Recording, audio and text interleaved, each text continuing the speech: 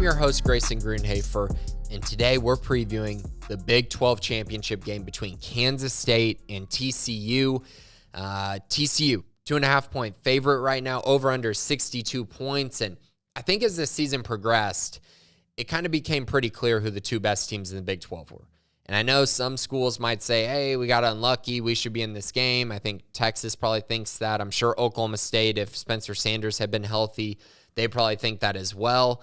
But at the end of the day, these two teams were the most consistent throughout Big 12 play, especially TCU. Obviously, they're undefeated. They were going to be in this game since about 4 weeks ago.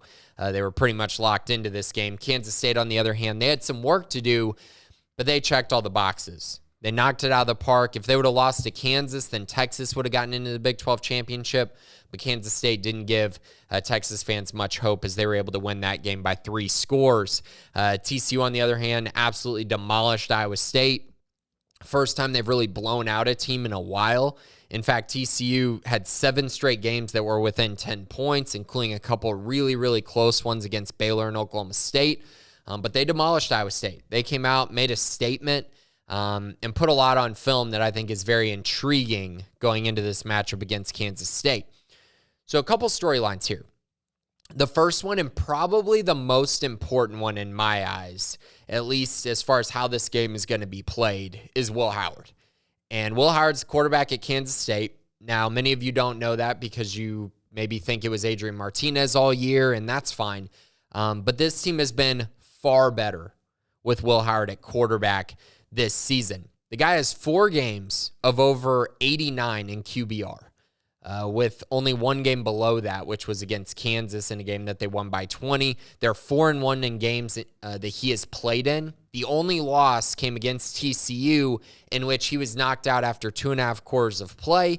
He got injured, and he had put up 28 points on the TCU Horned Frogs at that point. So he moved the ball really well in that game as well, and definitely was not the reason they lost against the Horned Frogs in that one. And, it's kind of a hot take, maybe a bold statement, but this team's a lot better with Will Howard at quarterback than it is with Adrian Martinez. They're just more explosive offensively. He gives them more balance. He's more accurate. He makes less of those really costly decisions. And because of that, he's made them far better. So I'm very intrigued to see him go up in this matchup against a team that's already gotten to see him once and see how he's able to work around that. But so far, I've been really, really impressed with him. And when you combine the fact that he's played so well throwing the football with the fact that they have Deuce Vaughn and the number 17 ranked rush offense in the country, it just gives them a great chance to win many, many games. And it obviously did that. And it's going to give them a chance in this Big 12 championship game as well. Now, on the flip side, it's kind of the same thing for TCU as far as their balance. They have a very explosive passing game. They have relied on their run game a lot with Kendre Miller.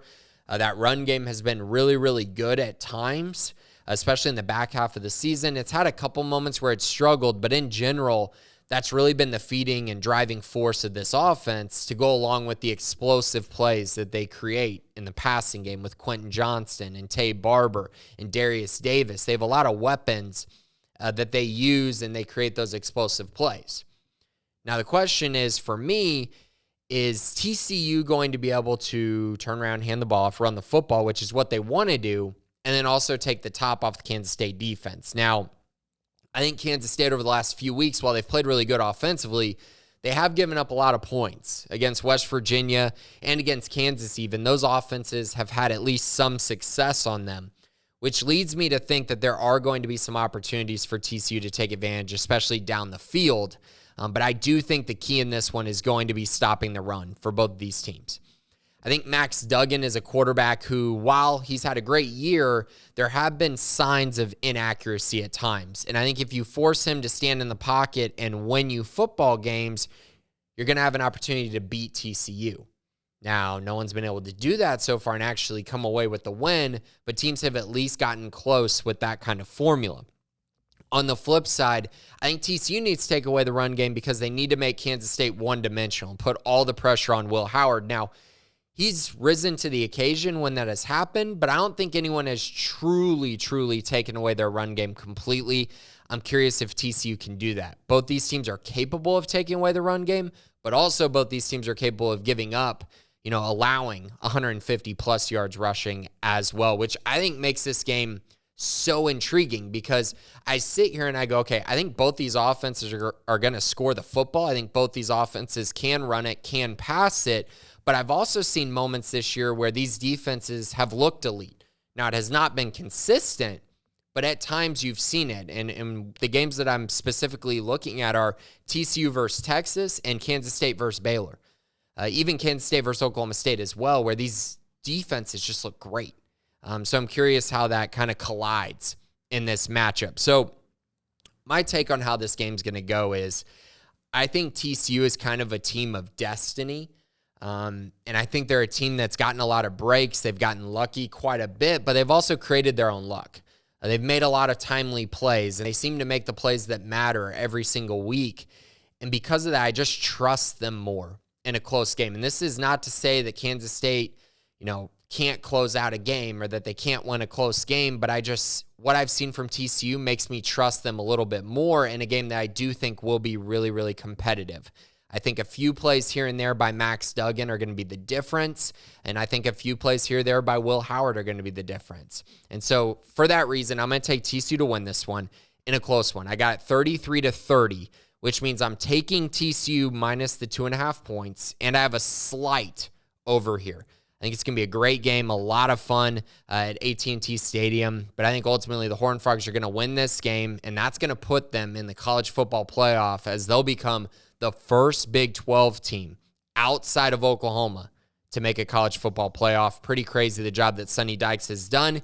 Also, Sonny Dykes should be the National Coach of the Year as well, regardless of how this game goes. He's done a phenomenal job there, and Chris Kleiman has done a great job too. So even if K-State loses this game, he's been phenomenal.